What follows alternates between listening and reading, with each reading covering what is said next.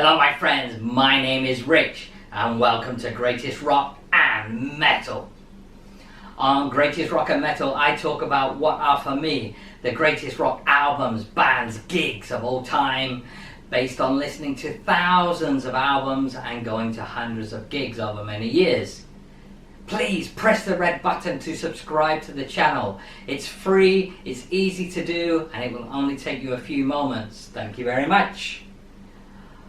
Today I am going to talk about the 2001 album by the band Tool. The album is Lateralus and it is celebrating its 20th anniversary today. And this is a great album. More on that later.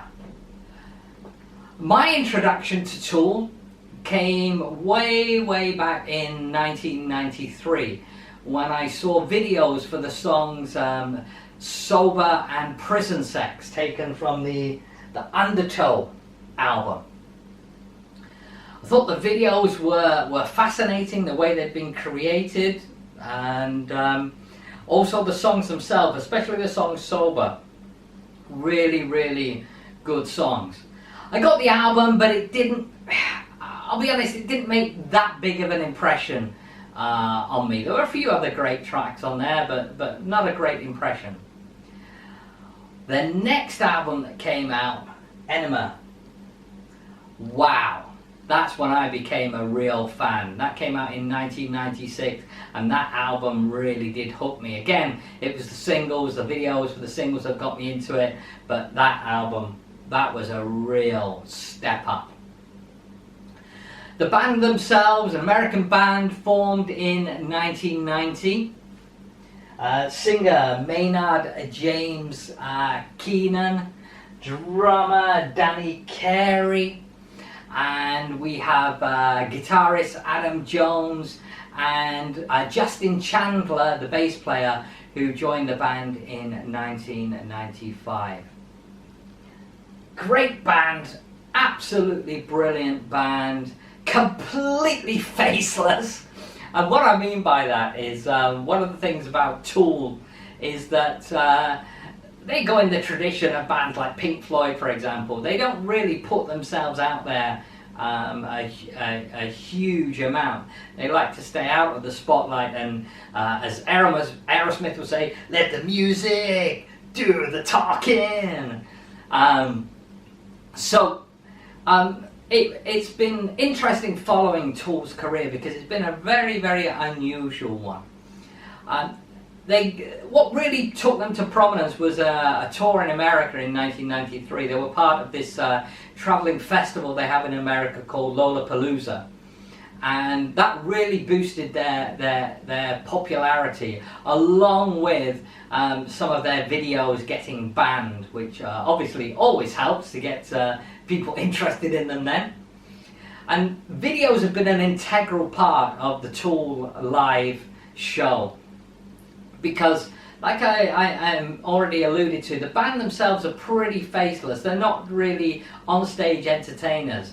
The three musicians play their music, heads down, concentrate on what they're doing, and Danny Carey, the drummer, will be a bit more theatrical, and the singer frontman Maynard, very unusual kind of frontman. In the earlier days he was more out there up front, but in more recent years he for a long time now he tends to stay more to the back of the stage alongside the drummer, and he's not really what you would call a typical frontman.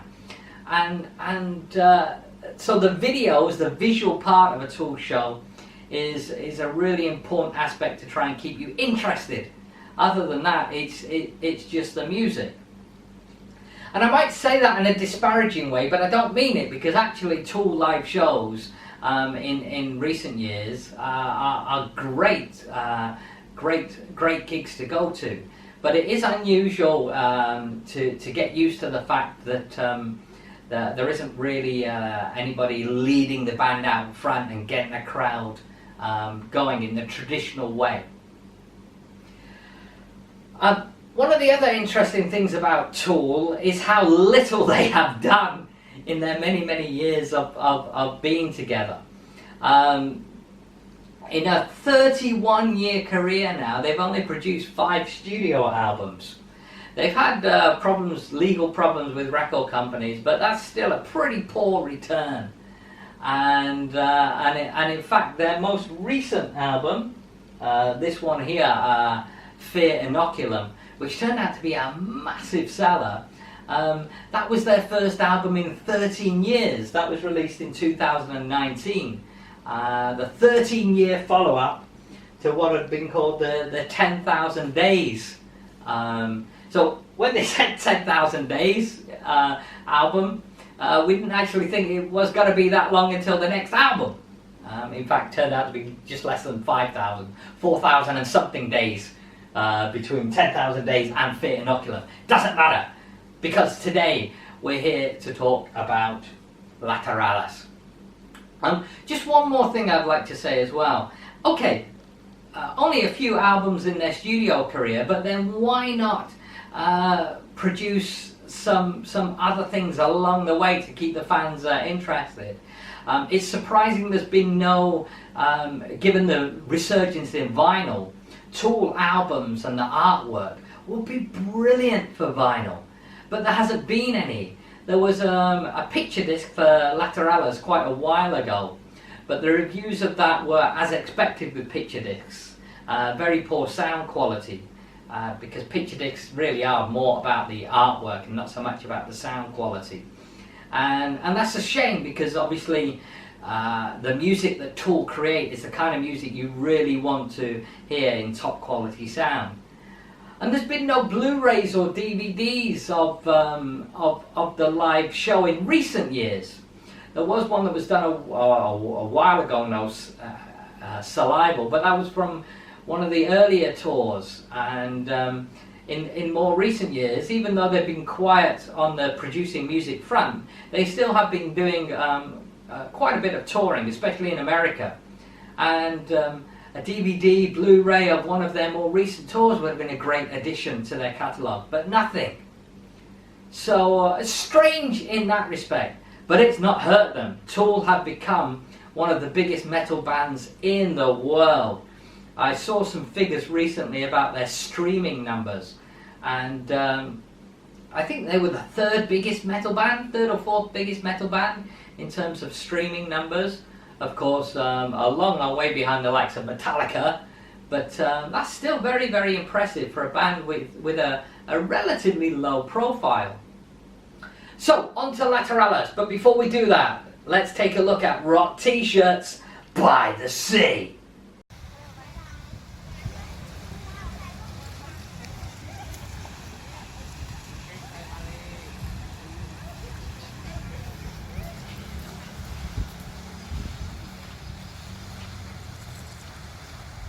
Okay, so on to the album itself, Lateralus. I mentioned before about Tool and artwork. They've in recent years, over many years, because they've had such a long career, they've always produced some nice CD kind of artwork. So this one, you've got a slip case, and then you've got what do you call it, lenticular, I think, where it kind of changes a little bit as you play with it. No, this one in fact isn't lenticular. It was Enema that was lenticular. This is kind of see-through that builds up the artwork of some kind of body. All of this album is mostly about just being a person. This is probably the best way to describe it. The trials and tribulations, the difficulties of just living. And I guess that's why you've got a body on there. As always, when I look at the albums, I'm going to pick my favourite 4 tracks. tough to do because this is a consistently very, very strong album, and might even be the best in their catalogue. Wouldn't mind seeing some of your opinions on that. So the first track I would choose is actually the opening track. It's called The Grudge. Great build-up, steady build-up in tempo and volume on this song, and really aggressive vocal delivery from Maynard. And in fact, I think probably this album was the last of their albums to really showcase the real aggression that Maynard can get in his voice. There's elements of it, of the aggression, still there in 10,000 Days, not so much on Fear Inoculum, where his vocals are a lot more at the lower, subdued kind of register. And that's a shame, because I really do love the vocal acrobatics that Maynard's able to do. None more so than on The Grudge. There is an amazing 25-second scream by Maynard on this track. It is awesome, absolutely awesome, and comes across really well on the video for this song as well. Watch the video and you'll know what I'm talking about with the scream. Brilliant, brilliant. It's a song about the struggle of life, really, and that sometimes we carry these grudges, and whether or not we're able to put grudges to one side, that kind of thing. That's my take on it anyway. One of the good things about Tool tracks is it's not obvious with the lyrics. Sometimes you kind of have to put your own meanings to it, but that's my particular meaning. The next track I would choose is one of the other single tracks from the album, Schism. This has got a hypnotic rhythm, tribal beat throughout it, kind of like Tool's trademark. One of the things I always describe Tool as is like heavy metal massage music. What do I mean by that? Well, when you go for a massage, it's always got like a calming kind of rhythmic, repetitive beats to it. And a lot of Tool music is like that. They get this riff, and then they just keep playing the riff, whether it's a drum riff, a bass riff, or a guitar riff, and there's this repetition, maybe building up the sound and the tempo to it, then bringing it down again. And often there's several of these riffs throughout the song, but there'll always tend to be this main one that's there, and it's kind of almost like hypnotic. And yeah, heavy metal massage music. Tool, try it. You can get someone to give you a massage, that is. So moving on. So brilliant track. Great vocal refrain. I know the pieces fit. I know the pieces fit. Boom, boom, boom, boom, boom, boom. Great. I love that vocal line. Brilliant. Apparently it's about the breakdown of a relationship, maybe. Stunning track. The next track I will choose is actually a pair of tracks. It's Parabol Parabola. Now the Parabol part is like an introduction. It's like a very low-key guitar picking, kind of just easing you into the track, and then when Parabola starts, you get this massive riff and really aggressive song, and this great really gets you in an aggressive, want to shout along the lyrics mood. And this song apparently is something maybe about your body being a vehicle for the soul, and that the soul will live on, go through various bodies. Maybe, not really sure, maybe something like that. And then the final track I would pick would be, now this was a tough one. It was whether or not it was going to be the title track Lateralus, or I actually plumped for the song Ticks and Leeches. Again, another really aggressive song. I think I went for this one not just because of the music. I also like the lyrics on this about somebody sucking you dry. And again, you got brilliant aggressive vocals from Maynard. Suck you dry, as a tick or a leech would do. Obviously, he's very angry about somebody who's maybe taken away a lot of money from him, or taken away a lot of emotion from him, or maybe both. Who knows? Past relationship with a lover, or past managers, or as it turned out, the record company. Maybe he's referring to them. It was a premonition of what was going to happen with all their record company troubles they've had in the last 10 years or so. So, overall, summary of this Tool album.